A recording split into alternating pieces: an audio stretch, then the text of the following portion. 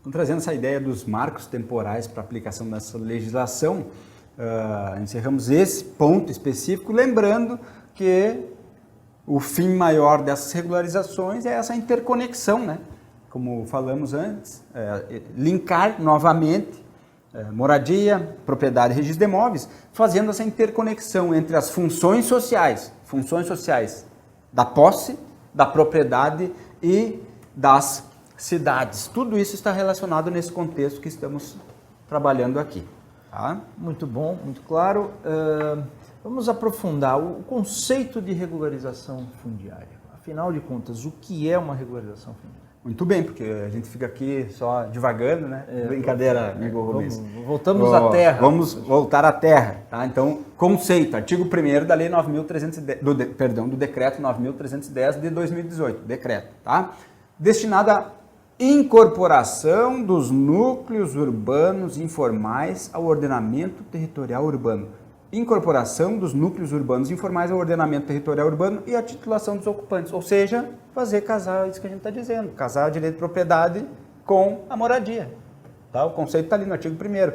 Incorporação dos núcleos ao ordenamento territorial urbano, porque hoje é como se eles estivessem desincorporados, né? É aquela questão, não observou o regramento normal, está excluído. Não, inclui. Hoje a ideia é inclusão, não exclusão, não separação.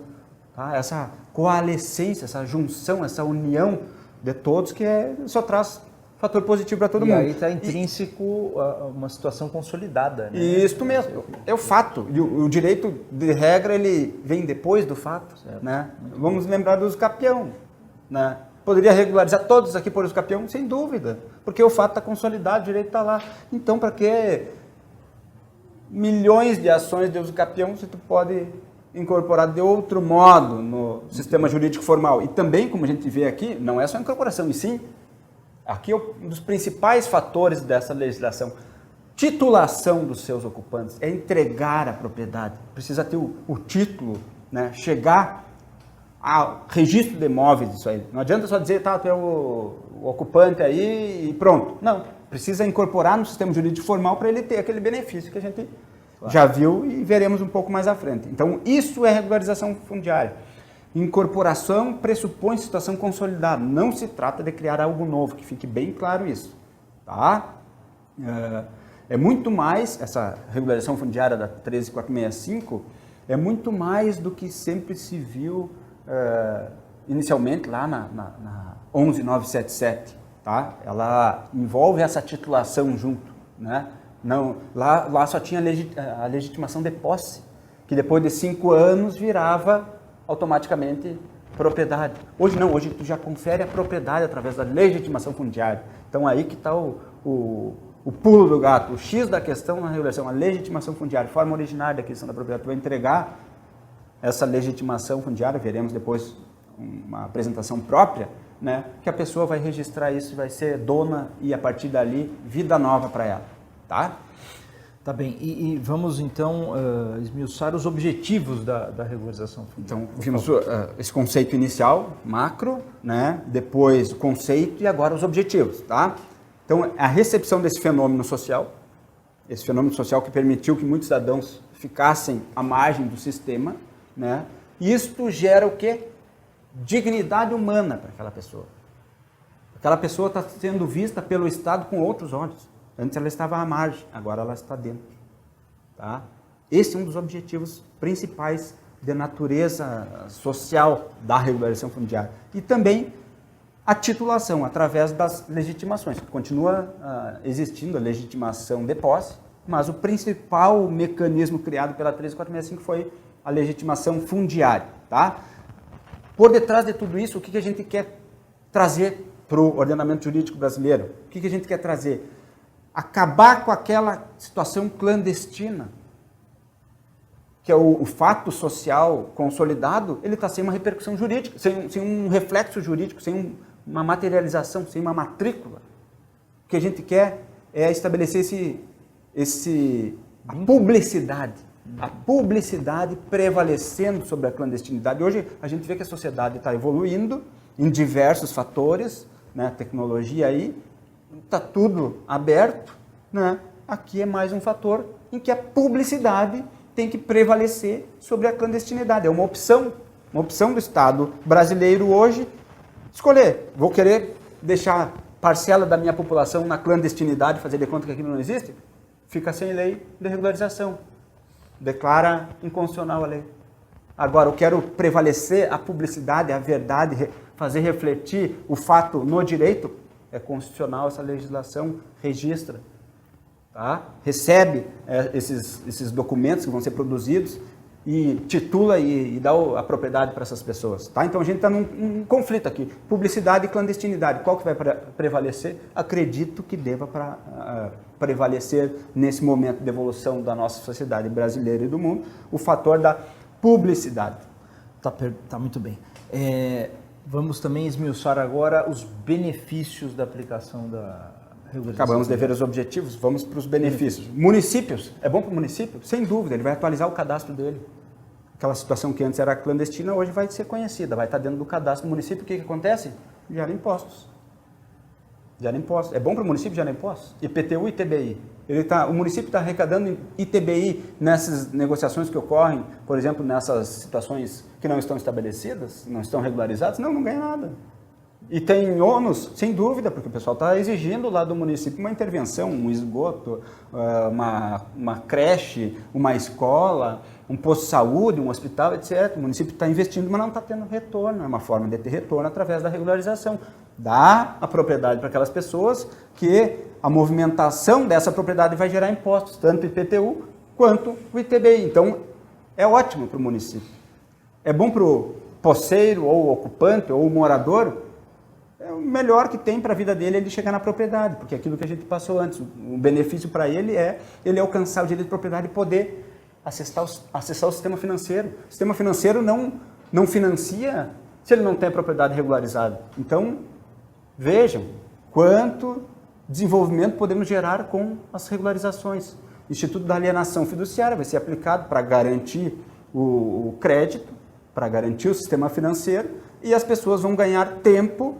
Para quê? Para honrar aquele empréstimo que fizeram.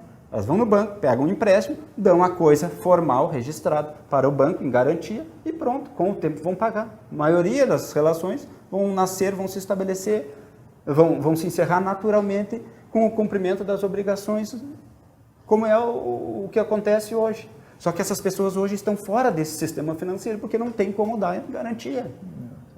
Tá? Então é bom para eles, é ótimo. Isso vai promover o quê? Uma melhoria da vida deles e da sociedade com menos esforço do Estado. Menos esforço do Estado, porque a pessoa, na hora que ela pegar um financiamento, ela vai melhorar a casa dela.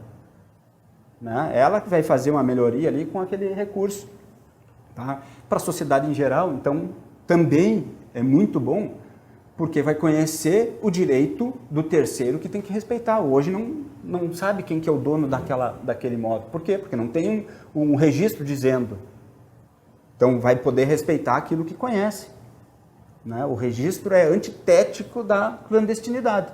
Tu vai saber quem que é a pessoa, se tornou pública, houve a publicidade em função do ato de registro, e a sociedade vai ter que respeitar.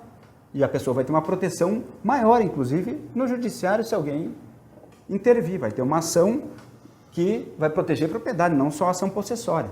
Tá? E o sistema registral é bom? Sem dúvida, é ótimo o sistema registral, porque vai poder dar proteção a todos e não só uma parcela. Tá? E lembrando que não é questão de emolumentos isso aqui, tá? Porque nas regularizações urbanas de interesse social, vai ser a grande maioria, isenção de emolumentos. Tá? Então a ideia do sistema registral não é ganhar, pelo contrário, vai trabalhar sem retorno agora, mas com o tempo essa situação vai ser regularizada para todos. Tá? Então, só se vê benefícios da aplicação dessa regularização fundiária. Muito bem. O professor mencionou a vontade do município. Como ficou estabelecida a competência dos municípios nesse processo? Na 11977, a aplicação da regularização ficava a cargo do registro de imóveis. O registro de imóveis que seria, entendamos assim, o presidente do ato. Aqui houve um retorno ao que era o normal. A presidência dessas regularizações está a cargo do município. É um processo administrativo que vai ser feito dentro da prefeitura que vai permitir essa regularização. Então o município tem que se envolver, tem que ter gente capacitada, gente que conheça essa lei, conheça os institutos, que vai cumprir todo o roteiro, todo o caminho que é necessário para se chegar numa regularização, que não é muito complicado. Tem que, primeiro, desmistifica a coisa para poder concretizar. Já achar que é difícil não vai acontecer. Não, desmistifica, se prepara, estamos aqui tentando ajudar nesse sentido, né? Por isso criaremos mais apresentações, pontos a pontos aqui para tentar ajudar, né?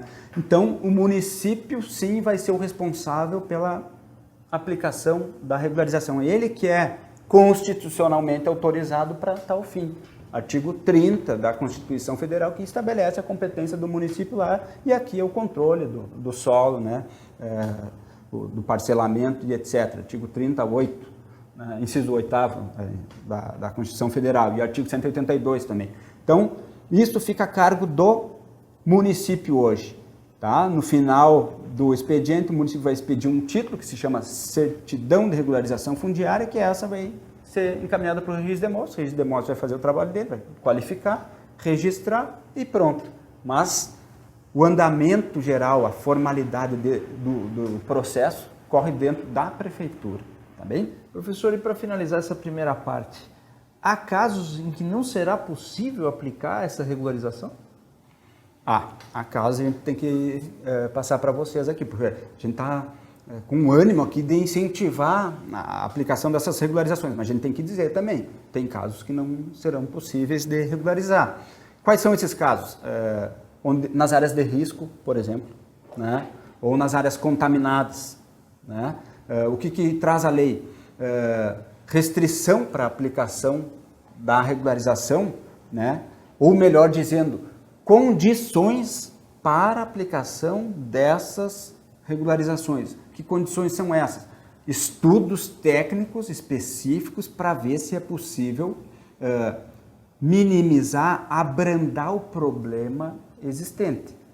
Tá? Então temos as áreas de risco e as áreas contaminadas. Pega uma área contaminada. Se tem como descontaminar, se faz esse estudo e se implementa uma melhoria. Caso contrário, não tem como regularizar. Ou seja, a conclusão é: o pessoal vai ter que sair dali e ir para um outro lugar, tá?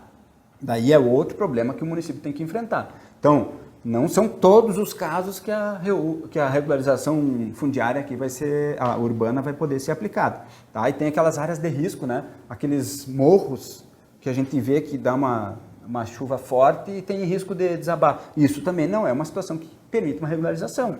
Ali aquela comunidade vai ter que ser removida para outro lugar. Todos os riscos de vida e de saúde isto prepondera não justificam que se aplique esse instituto, ainda que traga tantos benefícios como professor. Isso mesmo. O benefício a vida está acima de qualquer outro fator. A vida, a saúde ali, né, está acima do benefício da regularização. Se tiver um comprometimento desses fatores, que não se aplique a regularização. E sempre quando se definir pela remoção, é necessário um novo estudo, aí está no artigo 105 do decreto 9.310 de 2018. Um novo estudo para ver se aquela remoção, depois da conclusão dela sair, não é mais prejudicial ainda do que permitir. Então, nesse caso, quando se estabelece a necessidade de sair, é mais um estudo para ver se essa saída não será mais maléfica ainda do que permanecer ali, tá? Que mais que a gente pode trazer que não se aplica essa regularização? O fim que a gente vê, o fim que a gente percebe principal dessa regularização é para moradia. É para moradia. Como a gente trouxe, habitação e moradia lá no começo. Para quê? Para alcançar direito de propriedade através do sistema de registro de imóveis. Então, se o município fez um loteamento industrial, que não tem nada a ver com moradia, tá? É possível aplicar essa regularização? Não é possível. Não é possível usar essa regularização para tentar regularizar questões que o município deixou de cumprir o caminho certo. Tá? Se fez um loteamento industrial e não registrou certinho e agora quer outorgar título, uma legitimação fundiária para a indústria, para as empresas. Não é via Lei 13.465. Se quiser regularizar, vai ter que observar lá a lei de licitação e outras questões. Tá? Então, tem restrição de aplicação e não pode usar uma legislação para um fim quando desvirtuar a aplicação dessa legislação para outro fim, isso que eu quero dizer. Tá? Tá claro, mas me permita uma pergunta. Vamos complicar um pouco. Opa, coisa boa. Vamos supor uma área residencial que tenha o marco temporal, tudo que for necessário para a regularização. Só que no meio dessa área existe, por exemplo, um mercadinho. Nós não estamos falando de moradia, nós estamos falando de um empreendimento comercial. Né? Nesse caso, ainda pode ser aplicada? Pode, daí nesse caso é diferente. Então, dentro de um contexto urbano, ou seja, onde tenha a participação e urbano para fins de moradia, para atender a vida daquelas pessoas, precisa ter a farmácia, precisa ter o mercado, precisa ter a padaria. Né? Isso é normal, o posto de gasolina. Né? Eu quero dizer, casos isolados, pontuais dentro desse contexto onde está estabelecido o direito de moradia, é possível regularizar. Isso é novidade da Lei 13.465, antes não existia. Não poderia, pela 11.977, regularizar esse tipo de situação. Era um entrave, era um embaraço, que agora foi resolvido. Então, pontualmente pode, o município declarando de interesse especial, né, para regularizar aqueles imóveis sem natureza urbana, vai integrar o expediente de regularização, vai alcançar um título para eles também. Eles não têm a natureza de moradia, porém atendem aquela comunidade. A regra geral está sendo observada, está de acordo com a legislação nesse caso. Agora, se tu pegar um caso que é exclusivamente industrial ou para outra finalidade, desvirtuou a aplicação. Então, casos que não podem ser aplicados à lei são esses. Tá? Outro caso, para encerrar essa primeira parte da apresentação, são aqueles imóveis onde tem uma indisponibilidade averbada, uma indisponibilidade judicial. Tá? Não pode fazer a regularização ali, salvo se o juiz da indisponibilidade autorizar. Tá? Então, tem casos que vai precisar passar pelo judiciário quando a matrícula do imóvel, quando houver, né? Porque a regularização pode ser feita sem origem, tá? Isso veremos oportunamente. Então, quando tem uma matrícula, na matrícula tem uma averbação de disponibilidade, a ordem judicial tem que prevalecer sobre esse mecanismo administrativo aqui, tá? Nesse primeiro momento, era isso que tínhamos para apresentar para os amigos. Muito bem, é um assunto abrangente, certamente vai requerer outros módulos, não é? De interesse geral isso aqui, o Brasil inteiro precisa se preparar para aplicar isso aqui. Interessa a sociedade, vai além dos estudos dos nossos alunos. E dos interesses individuais. Ao atendimento às necessidades da sociedade. Muito bom, agradeço, professor. Eu que agradeço. E esperamos contar então aqui com o seu retorno para falar desses outros módulos que vão ser muito interessantes também, como foi esse. Voltaremos. Muito obrigado. Eu agradeço. Continuem conosco e tenham bons estudos.